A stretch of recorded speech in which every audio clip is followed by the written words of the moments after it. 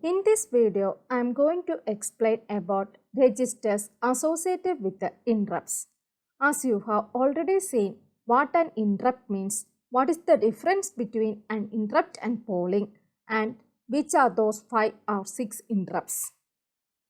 Now we can see the registers associated with the interrupts. There are 2 registers associated with these interrupts.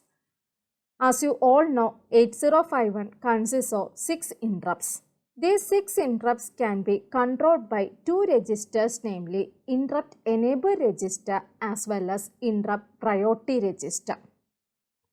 First one is interrupt enable register. As the name specifies, interrupt enable register is used for enabling or disabling interrupts.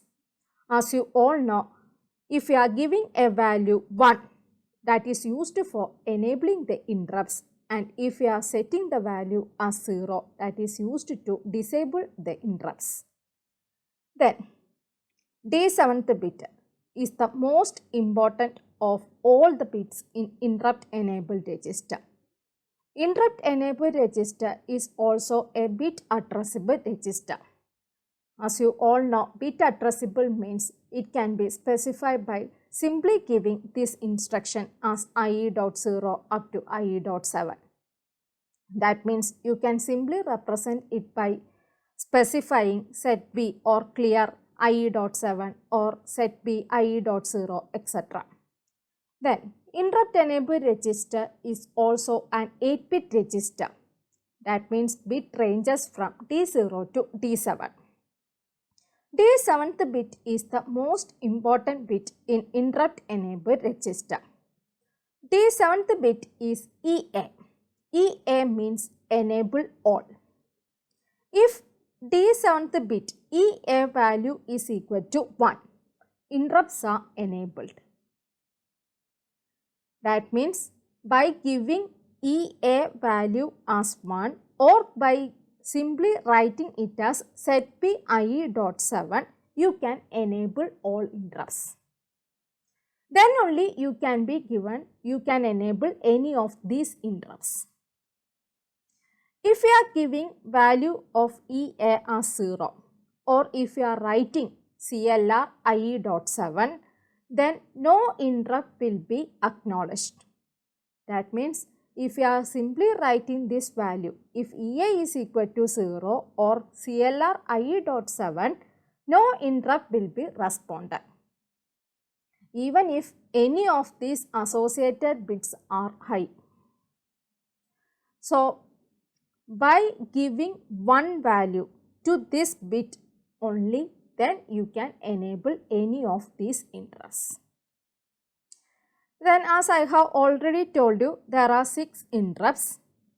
2 of them are corresponds to timer interrupts, 2 are corresponds to external interrupts, then 1 is used for serial communication interrupt and 1 is used for reset interrupt.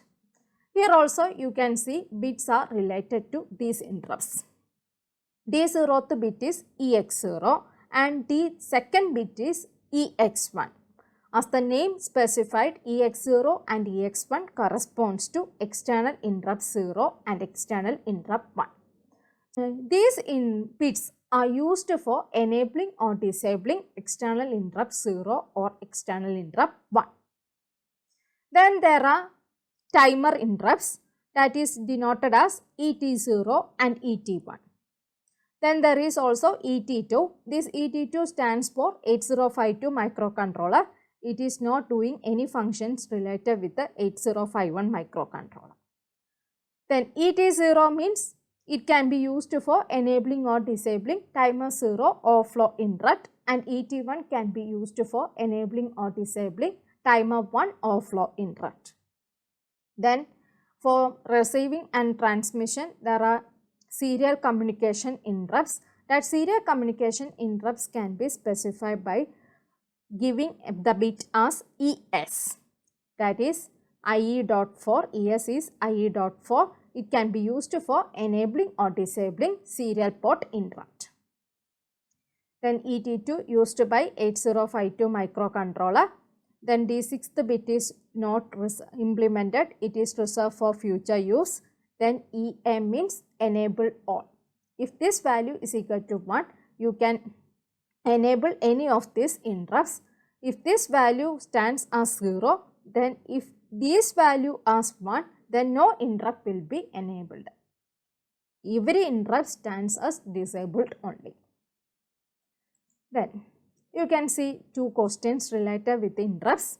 First one is show how to disable all the interrupts with a single instruction.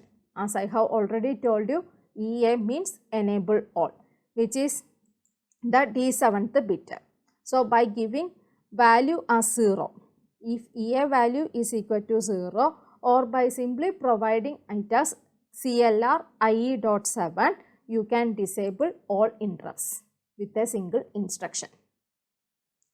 Then you can see here I have specified it as IE.7 since this interrupt enable register is a bit addressable register. Then second question, show the instructions to enable serial interrupt, timer 0 interrupt and external hardware interrupt 1. Here you can see by writing a simple instruction move IE, hash 1. 1 stands for D7th bit, that is mainly used for enabling all interrupts. So D7th bit as 1.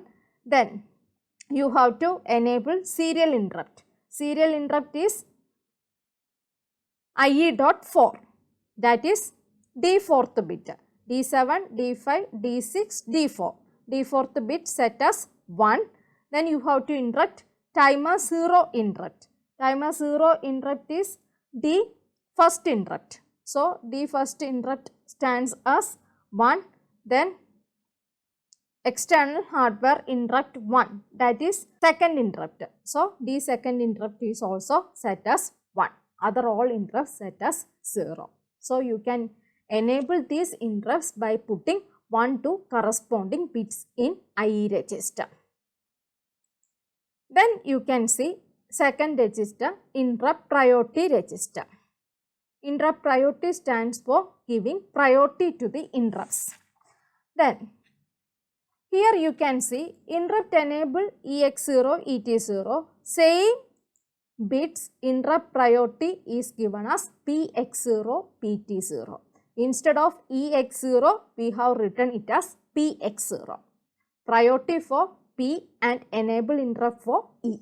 That is the only difference between interrupt enabled register and interrupt priority register. Here you can see interrupt priority register, there is no D7th bit, only up to D5th bit. D6 and D7 are reserved for future use. So you can see PX0 and PX1 stands for external interrupt 0 and external interrupt 1 priority bit. Then PT0 and PT1 stands for timer 0 and timer 1 interrupt priority bit. Then PS for serial port interrupt priority bit and PT2 for timer 2 interrupt priority bit used by 8052.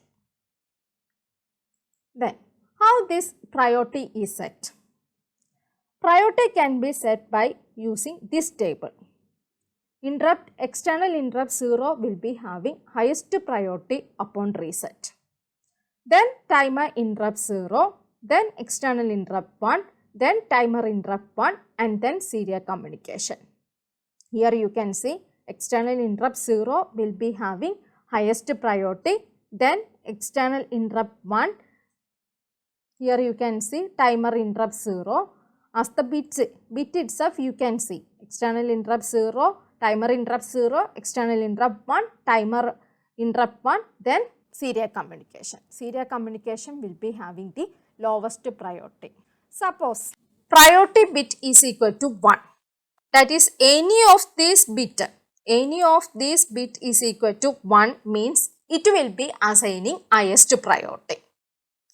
If we are giving 0 to these bits, that is upon resetting, then only this priority can be set. If any of this interrupt value or any of this bit value is equal to 1, which assigns highest priority. That can be seen by means of an example. program the IP register to assign the highest priority to INT1. INT1 means external interrupt 1. And then discuss what happens if INT0, INT1 and TF0 activated at the same time. So, we want to give the highest priority to this bit INT1. So, we have to put corresponding bit value as 1. That means Px1 value is equal to 1. By giving this instruction, move IP comma hash 000000100. That means this bit value is equal to 1. You can give highest priority to this external interrupt 1 or INT1. Or you can simply return by using a simple instruction as set P IP.2. There is no 0 here, sorry, set P IP.2. You can assign priority. Then what will happen if INT0, INT1 and TF0 activated at the same time? As you have already seen, priority is assigned in this manner when it is resetted. If priority bit is equal to 1, it will assign the highest priority. So, INT1 will be having the highest priority. Then it will check the priority of INT0. That means INT1 will be getting the service first, then it will be going to service INT0 and then it will going to service TF0. If any of the bit value is equal to 1, that bit will be getting the highest priority.